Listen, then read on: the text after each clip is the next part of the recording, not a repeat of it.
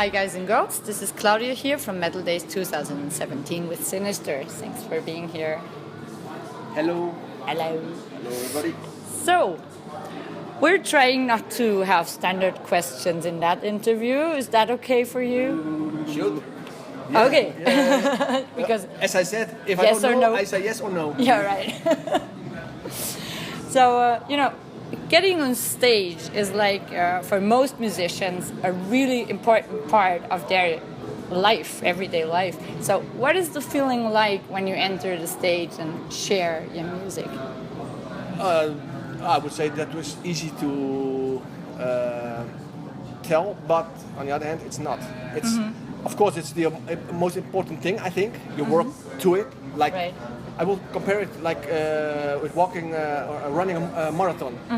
Your exercise training, and you have to go and you want to walk the 42 kilometers. Right. And then in the end, if it's happening and you're finished, and everyone is clapping, like the crowd. Right. And then the adrenaline comes out of your body, and then that moment it's like not payable. You cannot pay it with money or whatever. It's great. And then if you can serve the fans, and if the crowd is like enthusiastic, that's why for me I'm in the band and to play. Yeah, for me the same. And I especially like the interaction with the crowd. So when you see like a big crowd standing in front of you reacting to what you're doing, that's amazing. Right. So how do you get all that energy you have on the stage on an album? Like, you're standing in the studio, isn't that hard? Like, yeah, I'm the drummer. I always start on Monday in my own. So I go to the studio to Germany, driving like 300 kilometers, only with some data on a stick, and I give it to the producer, to Jörg Oeken from Soundloss Studios, and then he says, oh, okay, Toep, I give you 4 clicks and you can start, and then I have to do. And so it's hard to prepare, but since you play a few songs and then the energy comes, and then I don't think it's that difficult because he's like really energetic. So he's like 40 something years. I'm 51 almost. Next Sunday I'm becoming 51. Yes.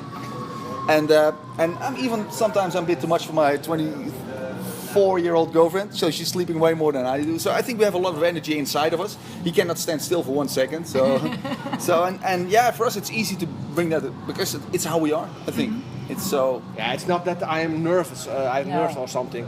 It's just I do a sort of warm up, and then you have to do it, and it's not like I rehearse the song like for every detail. Some parts are like from experiment shit, improvise. And if it's good, the producer says, that was a good one. And then it's, okay, just leave it like this? Yes, we'll leave it like this. Okay. And then we're going to have a listen, and if it's good, we're going to leave it like that. Yeah. Okay. And then the guitarist come after a few days, and then, and so on. So there's a lot of labeling going on these days, with genres, subgenres, and whatnot, So what do you think about that? All the labeling going on? The labeling like on genres and I think everything is metal somehow, but when you listen to bands classified as porno grind, you say like, what the hell is that? Yeah. It's like, or party grind and. Yeah. You have to have a parrot, probably. To be honest, I've completely lost track of all that. Right. So, just if I like a band, I like a band. If I don't like it, I don't like it. It doesn't matter if it doesn't matter what genre it is. Oh. Yeah. And then I have some know-it-alls. It's that genre. Well, okay, I just like the band. Sorry. It's good for you, man. Are you happy that you know now? Yeah. It's music. I don't care actually. It's I like something or I don't like it. It's more the energy or the vibe. Or if the music, it's music. It gets sort of emotions, Yeah. And sometimes two bands in the same genre, one band I like and the other I don't. Yeah. I don't know why. Or just some songs of one band. Yeah. Just the sound or the I don't know, feeling. Yeah. So what about your sound? Are you like standing there for ages looking at a specific sound? I want to get this one, or it's just we do it like that and that's it? No, not necessarily. Of course, we are death metal, and we will not make commercial deathcore, metalcore, or whatever. So I think we stay in the same. What we do is like I've used the same amp for 20 years or so, and I always try to bring it. So a lot of bands, just a lot of bands have just used the equipment that's there. They say I want to have this amp, this amp. Right. We'd rather use our own amps, so we both bring our own set, and so yeah, it's really easy to tweak because we have our sound. We just okay, the cabinet may differ a bit, but it's more or less the same sound we always have, and it's really easy for the sound man as well because he just plugs and play and he knows, and it's always sounds pretty similar. So that's how we do it. Yeah. Of course, we try to get better and better and better, but not. Yeah, but what I said. It's pretty good, right? Yeah, but not like doing strange things like. Yeah. No, and also in the studio we try to vary a bit because back in the day we used to record only with our stuff, and this year Ricardo was there as well, and we recorded also like a tube amp and we mixed that. And I think I like it better than the previous one, so I think we're going to do that in the past. But yeah, we're not afraid to experiment, but it's always going to be similar. Similar to that original sound. Yeah, that's our style. And there's the idea of being a musician or being rather an entertainer or maybe an artist. Or are you an artist? You can call me everything, but I'm also a fan. Before the show, I'm in the crowd watching bands. After the show, I'm in the crowd watching bands, talking with people. I'm a metalhead making music. Yeah. I have no star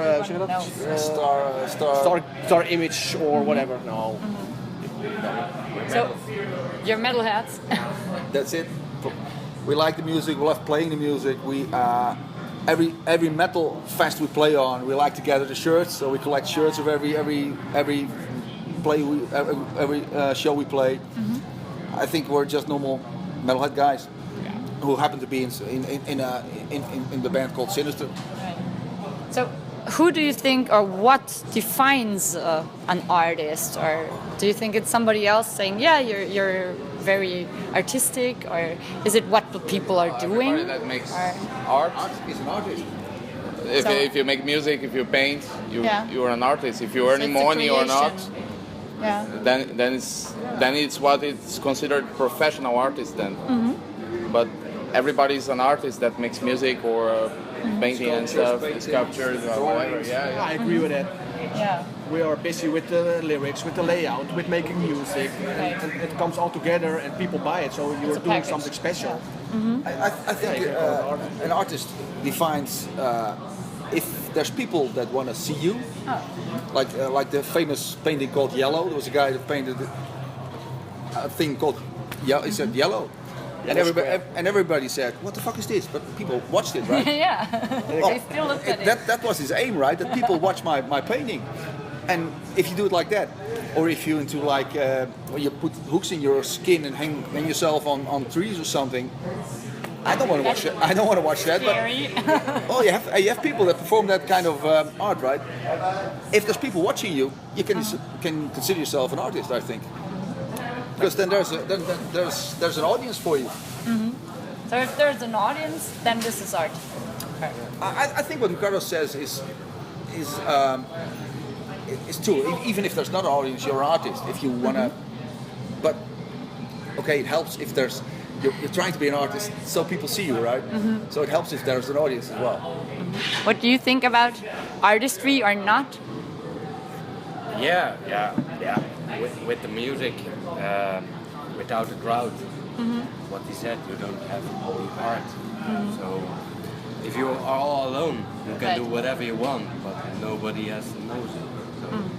So this is not artistry, not really. It's music. It's just performing. It's like rehearsing, right? If we're going to be on stage and there's nobody because they all want to see the other bands, then for us it's like performing. Right. And there's always young men starting out trying to become professional, and they have a certain idea about what a band is working on. Like, okay, this is gonna be fun. We are hitting the stage and nothing else. So, what is your advice for young musicians? young musicians have a dream and they think they can reach like the same level or the top in like maybe a few years. It's not how it works. And it's not how it works in death metal. Patience and perseverance. Yeah, paying money for the rehearsal room and rehearse every week. And first years or maybe I don't know how many years you play for clubs for like a box of beer and some gasoline money. But it's no problem if you like it and you do it from the heart, because we don't play death metal to become rich. Yeah. We play it because we love the style and we love to do it. So actually it doesn't matter. And of course, if your band gets more famous, you get some more money and some better fee and some better arrangements. That's cool, because then you can play on better gigs. You will reach more people, and then, in the end, things are getting evolving, getting bigger and bigger. If you want to get money out of it, join Idols or something. If you want, if that's what you want, with insurance and for the old days, some insurance. Don't play death metal. That's a dream. There's only few bands that can make money out of and can live from making death metal. So I think we're doing pretty good, but we still all have steady jobs next to the band. Yeah.